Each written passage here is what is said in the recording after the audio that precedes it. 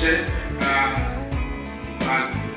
যার নেই কেউ পাশে সমাজসেবা তার পাশে।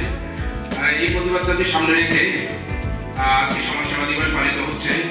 এই দিবসে উপলক্ষে আজ আমরা বিভিন্ন ধরনের কর্মসূচি সমাজসেবা অধিদপ্তরের মাধ্যমে আমরা রেখেছি এবং সারা বাংলাদেশে নগদ উপজেলাতে সারা বাংলাদেশে এই দিবসটি পালিত হচ্ছে।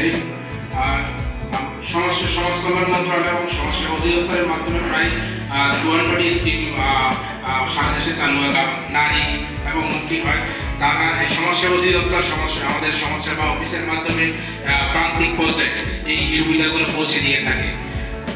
সমাজসেবা অধিদপ্তর যেসব বিভিন্ন ধরনের ঋণ কার্যক্রম চালু আছে তাদের মাধ্যমে এর মাধ্যমে আমাদের যে সমাজে বিভিন্ন ধরনের যে জটিলতাগুলো সৃষ্টি হয় মানুষের একটি দপ্তর নিরলসভাবে পরিশ্রম করে যাচ্ছে।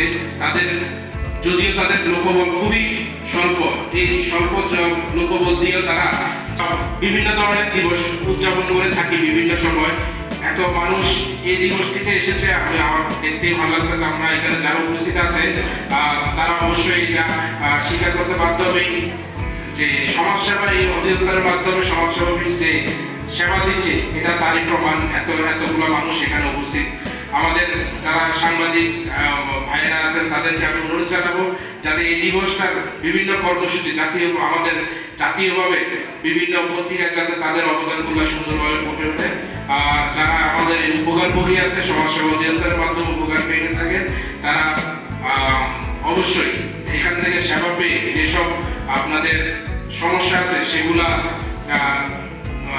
বিভিন্ন ধরনের যে প্রশিক্ষণ নেন আপনারা সেগুলোর মাধ্যমে আপনাদের নিজের জীবনকে সুন্দরভাবে আল্লাহকে ভয় করার আড্ডা, যে আড্ডাতে আদর্শিক আলোচনা হবে, যে আড্ডাতে অন্তর পরিচ্ছন্ন করা হবে, যে আড্ডাতে আমরা দেশ রাষ্ট্র কল্যাণের কথা বলবো, ওইরকম আড্ডার নাম হচ্ছে কি